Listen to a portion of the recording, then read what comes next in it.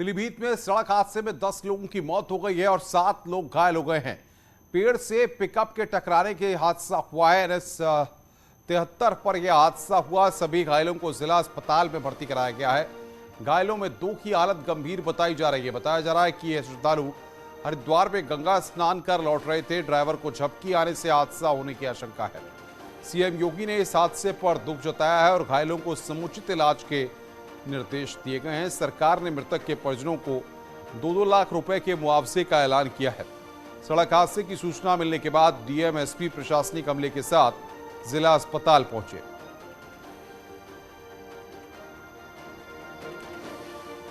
उत्तर प्रदेश में आज और भी कई जगहों पर बेलगाम रफ्तार का कहर देखने को मिला है। हम आपको 3 जगहों की तस्वीरें दिखा रहे हैं। ये तस्वीरें हमीरपुर, कौशांबी और कानपुर की। हमीरपुर में नेशनल हाईवे पर फिर सड़क हादसा हुआ। यहां ओवरटेकिंग के दौरान डंपर खाई में पलटा। इसके बाद डंपर में फंसे ड्राइवर को निकालने के लिए 3 जेसीबी मशीनें लगाई गईं।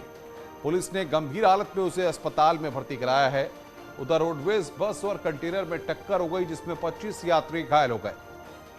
बस कानपुर से प्रयागराज जा रही थी। हादसे के बाद बस का ड्राइवर गाड़ी में फंस गया। ग्रामीणों ने आधे घंटे की मशक्कत करने के बाद उसको बाहर निकाला। वहीं कानपुर में हाईवे पर 2 कंटेनरों में टक्कर हो गई।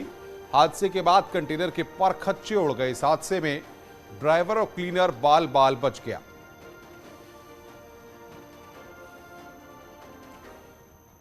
जौनपुर में आपसी रंजिश में पड़ोसियों ने पूर्व सैनिक के घर पर पथराव किया। पथराव की पूरी घटना सीसीटीवी कैमरे में कैद हो गई।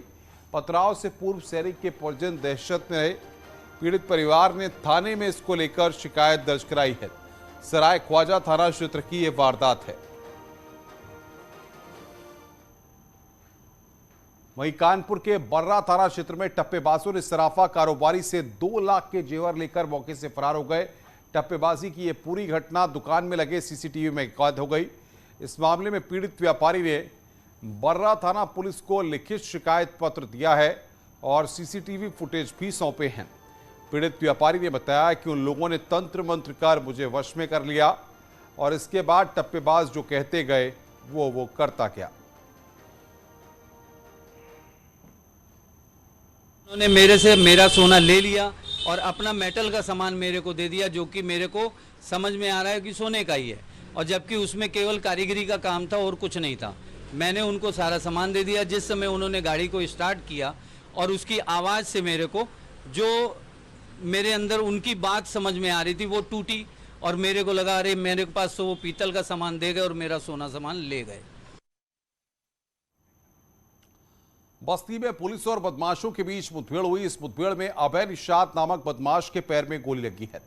बदमाश की फायरिंग में एसआई रिजवान बाल बाल बच गए। आरोप के मुताबिक बदमाश युवक को गोली मारकर लैपटॉप लूट में शामिल था। उसके पास से अवैध असलाह और बाइक बरामद की गई है। सदर कोतवाली इलाके में यह मुठभेड़ हुई है।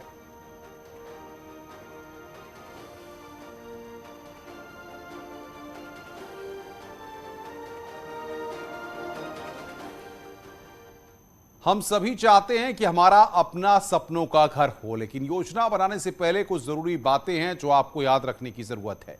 आइए जानें कि वे क्या हैं। घर में रोशनी या लाइटिंग का अपना अलग ही महत्व होता है। आप एक दिन में अधिकतर समय घर के अंदर बिताते हैं और इसी कारण एक घर में लाइटिंग कैसी होनी चाहिए और कौन सी तरह की लाइट्स का इस्तेमाल कहाँ होना चाहिए, ये जानना बेहद जरूरी है।